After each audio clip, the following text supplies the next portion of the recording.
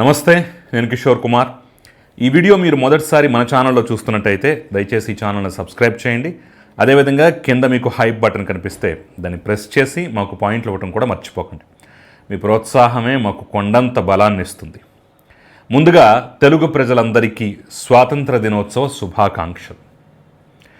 ఇక అసలు సబ్జెక్టులోకి వెళితే, నిన్న ఆళ్ల రామకృష్ణారెడ్డికి సుప్రీంకోర్టులో తగిలినటువంటి ఎదురు దెబ్బ, చంద్రబాబు నాయుడికి నారాయణకి సుప్రీంకోర్టులో దక్కినటువంటి పెద్ద రిలీఫ్, ఈ అంశాల మీద నిన్న కోర్టు తీర్పు వెలువరించిన దగ్గర నుంచి అనేక రకాలైనటువంటి చర్చలు, అనేక రకాలైనటువంటి వార్తలు, అనేక రకాలైనటువంటి విశ్లేషణలు, అనేక రకాలైనటువంటి వ్యాఖ్యానాలు కూడా వినిపిస్తున్నాయి. ఈ నేపథ్యంలోనే సుప్రీంకోర్టు చెప్పినటువంటి అంశాల్లో మనం పెద్దగా గమనించాల్సినటువంటి ఒక పాయింట్ నేను మీకు చెప్పటంతో పాటు, దాని గురించి వివరించడంతో పాటు, ఆళ్ల రామకృష్ణారెడ్డి చంద్రబాబు మీద, నారాయణ మీద, సిఆర్డీఏ మీద, అమరావతి మీద, ఇలా రకరకాల అంశాల మీద వరుస పెట్టి కేసులు వేసినటువంటి నేపథ్యంలోనే నిన్నటి ఏ అంశం అయితే ఉందో దానికి ఆళ్ల రామకృష్ణారెడ్డి కన్నా ముందు ఎవరిని అనుకున్నారు, ఎవరి ద్వారా దీన్నంతా నడిపిద్దాం అనుకున్నారు, ఆ పాచిక పారక ఆళ్ల రామకృష్ణారెడ్డి దగ్గరికి ఎలా వచ్చారు అనేటటువంటి అంశాన్ని, అంటే పాత విషయాలు, ఎప్పుడో జరిగిపోయినటువంటి పాత విషయాలను కూడా ఒక్కసారి నేను గుర్తు చేసేటటువంటి ప్రయత్నం అయితే చేయబోతున్నాను. కాబట్టి దయచేసి అక్కడ స్కిప్ చేయొద్దు, మొత్తం చూడండి. చూసిన తర్వాత మీ అభిప్రాయాన్ని కమెంట్ రూపంలో తెలియజేయడం మాత్రం మర్చిపోకండి. ఇక నేను అసలు పాయింట్లోకి వెళ్ళబోయే ముందు, ఈరోజు స్వాతంత్ర దినోత్సవం కదా, దీని మీద ఒక చిన్న అంశాన్ని ప్రస్తావించి నేను మెయిన్ టాపిక్లోకి వెళ్తాను. స్వాతంత్ర దినోత్సవం సందర్భంగా ఈరోజు మంత్రులు, ముఖ్యమంత్రి దగ్గర నుంచి, మంత్రుల స్థాయిలో ఉన్న వాళ్ళ దగ్గర నుంచి, ఎమ్మెల్యేల స్థాయిలో ఉన్న వాళ్ళ దగ్గర నుంచి, వాళ్ళ స్థాయిల్లో, వాళ్ళ నియోజకవర్గాల్లో కానివ్వండి, వాళ్ళకి కేటాయించిన జిల్లాల్లో కానివ్వండి, పతాకావిష్కరణలు, అక్కడ అధికారిక కార్యక్రమాల్లో బిజీగా ఉన్నటువంటి పరిస్థితి కనిపించింది. అయితే యథావిధిగానే, ఎప్పట్లాగానే, ప్రతి సంవత్సరం లాగానే జగన్మోహన్ రెడ్డి ఈసారి కూడా జెండా ఎగరవేసినటువంటి సందర్భం అయితే లేదు. ఆల్రెడీ దీని మీద గతంలో చాలాసార్లు చర్చ జరిగింది. మళ్ళీ ఈరోజు కూడా సోషల్ మీడియాలో అందరూ జెండా ఎగరేశారు. ఎవరి స్థాయిలో వాళ్ళు, ఎవరు కేటాయించిన జిల్లాల్లో వాళ్ళు, ఎమ్మెల్యేల స్థాయిలో వాళ్ళు, ఆఖరికి చిన్న చిన్న పదవుల్లో ఉన్నటువంటి వ్యక్తులు కూడా ఏదో ఒక కార్యాలయం దగ్గర, వాళ్ళ సొంత ఆఫీసుల దగ్గర జెండా ఎగరేశారు.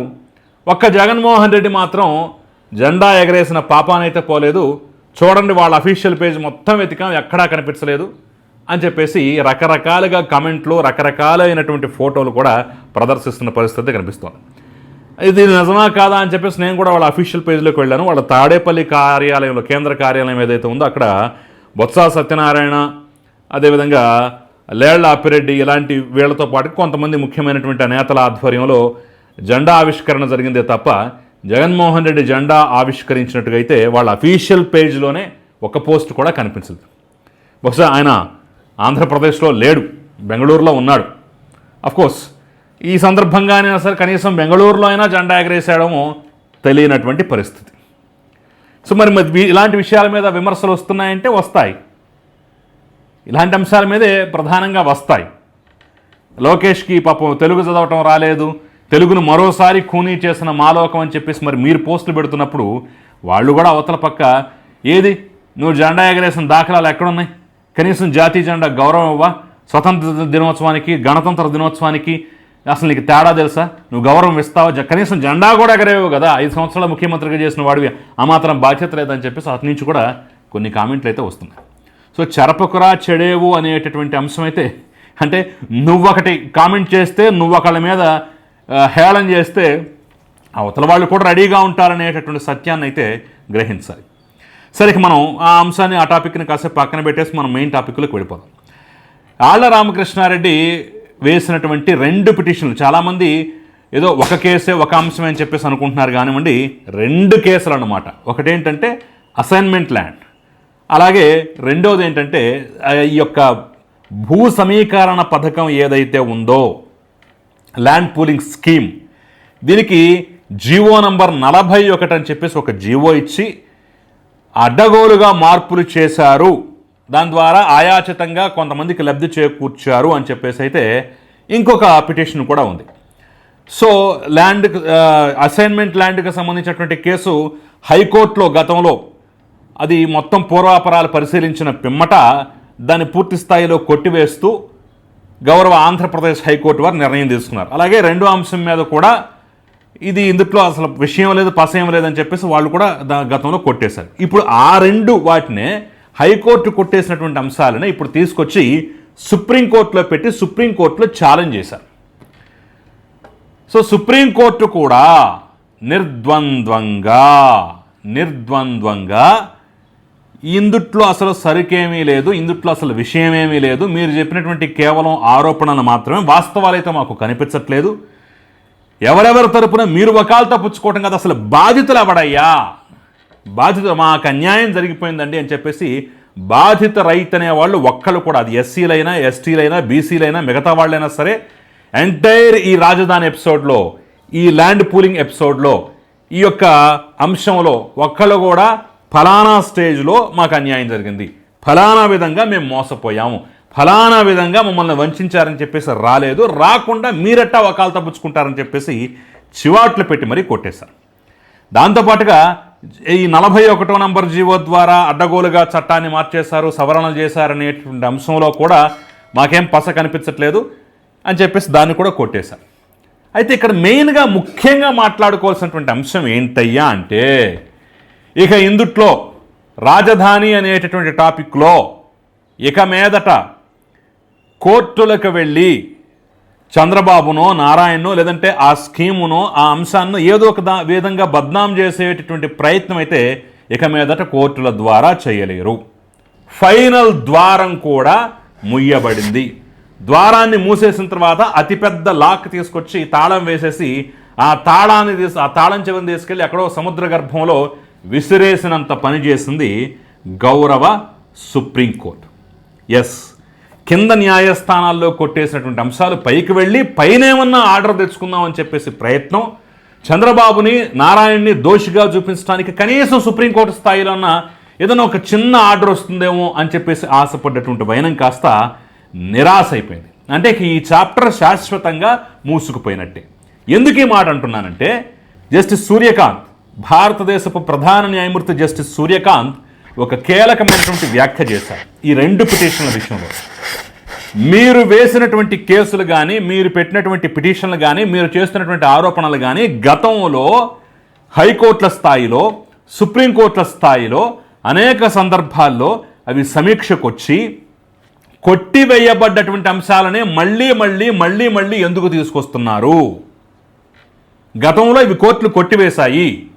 గతంలో మీరు చేసినటువంటి ఆరోపణల మీద ఎన్ని కేసులు ఉన్నాయో అన్ని కేసులు న్యాయస్థానాల్లో సమీక్షించబడ్డాయి, కొట్టివేశాయి. అయినా సరే మీరు ఎందుకు మళ్ళీ దాన్నే పట్టుకుని వేలాడుతున్నారు అని చెప్పేసి ఘాటైనటువంటి వ్యాఖ్యలు చేసి మొత్తానికి ఈ పిటిషన్స్ అయితే డిస్మిస్ చేయడం జరిగింది. సో అందులోనే చాలా క్లియర్గా అర్థమైపోవట్లా, గతంలో కొట్టివేసినటువంటి కేసులు మళ్ళీ సుప్రీంకోర్టుకు ఫ్రెష్గా తాజాగా తీసుకొచ్చినా, లేదంటే అదే ఆరోపణల్ని అటు తిప్పి ఇటు తిప్పి తలకాయలు మార్చి తోకలు మార్చి ఏదో రకంగా మసిబూసి మారేడుకాయ చేసి మళ్ళీ అదే అంశాన్ని తీసుకొచ్చి ప్రయత్నం చేసినా సరే ఇక మీదటైతే మీ పప్పులు ఉడకవు అని చెప్పేసి అయితే చాలా స్పష్టంగా గౌరవ సుప్రీంకోర్టు ధర్మాసనం తీర్పు ఇవ్వటం జరిగింది. అంటే ఆ పిటిషన్ను డిస్మిస్ చేస్తూ నిర్ణయం వెలువరించడం జరిగింది. సో ఇది చాలామంది గమనించిన విషయం ఏంటంటే, మళ్ళీ ఏదన్నా రేపు వేస్తారేమో, మళ్ళీ వాళ్ళు అధికారంలోకి వచ్చిన తర్వాత ఇంకేదైనా కొత్త పిటిషన్ పెడతారేమో, మళ్ళీ ఏదన్నా కొత్త కేసులు నమోదు చేస్తారేమో, మళ్ళీ కొత్త ఆరోపణలు తీసుకొస్తారేమో, ఆళ్ళ రామకృష్ణారెడ్డి వంటి వాళ్ళు ఇంతటితో ఊరుకుంటారా, విశ్రమిస్తారా, మళ్ళీ ఏదో ఒకటి చేయడానికి ప్రయత్నిస్తారేమో అని చెప్పేసి అనుకుంటూ ఉండొచ్చు, ఆశపడుతూ ఉండొచ్చు. ఆ ఆశలన్నింటికీ నిన్నటితో దాదాపుగా నీళ్ళు వదిలేసుకున్నట్టే. మీరు ఎన్నిసార్లు ఇటు మార్చి తీసుకొచ్చినా కుదరదు, గతంలో కొట్టేసిన కేసులు మళ్ళీ చేయాలంటే కుదరదు, క్లియర్గా ఉంది అని చెప్పేసి స్పష్టంగా చెప్పింది.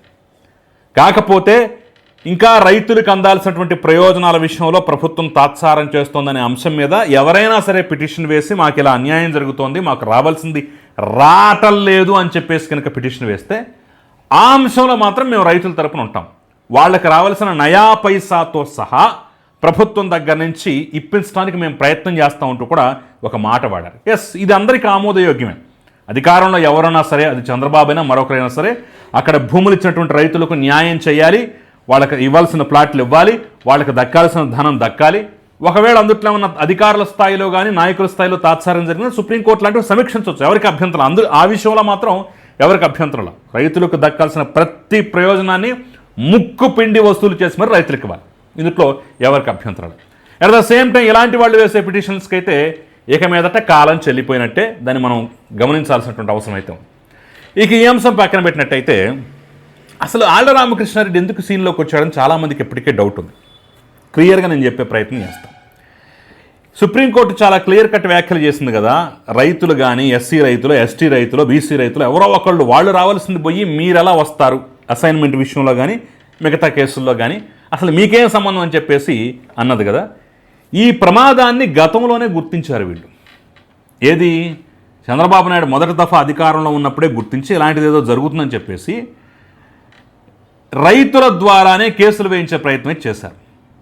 అయితే ఆ రైతుల్లో కూడా అంటే నిన్న మొన్నటి వరకు భూములు ఉన్నటువంటి వాళ్ళు తప్పనిసరి పరిస్థితుల్లో ఆంధ్రప్రదేశ్ ప్రభుత్వం కూడా భూసేకరణ చట్టాన్ని ప్రయోగించి మరీ తీసుకోవాల్సి వచ్చింది కదా.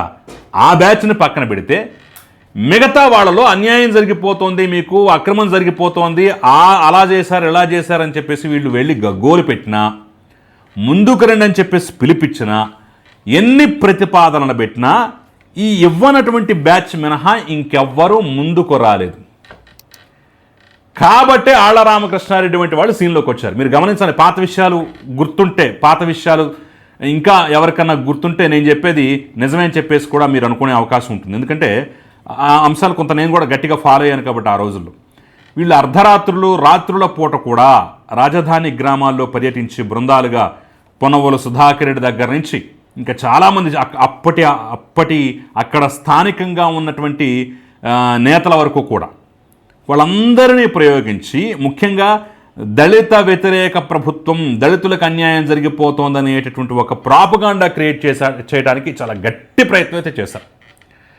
ఆ సందర్భంగానే అనేక టీవీ డిబేట్లలో ఈ అంశం వచ్చినప్పుడు కూడా జూపూడి ప్రభాకర్ను ముందు పెట్టి అనేక వ్యాఖ్యలు కూడా చేయించారు. బహుశా మరి ఆయన ఆ పర్యటన చేసినటువంటి టీముల్లో ఈయన ఉన్నాడో లేదో తెలియదు, కానీ కొంతమంది దళిత నేతలను ముందు పెట్టించి అర్ధరాత్రి పూట గ్రామాల్లో పర్యటింపజేసి ఏదో రకంగా సరే దళితులను రెచ్చగొట్టి ఈ ల్యాండ్ పూలింగ్కి వ్యతిరేకంగా అనేక రకాలైనటువంటి కేసులు వేయించే ప్రయత్నం, వాళ్ళనే ముందు పెట్టే ప్రయత్నం చేశారు.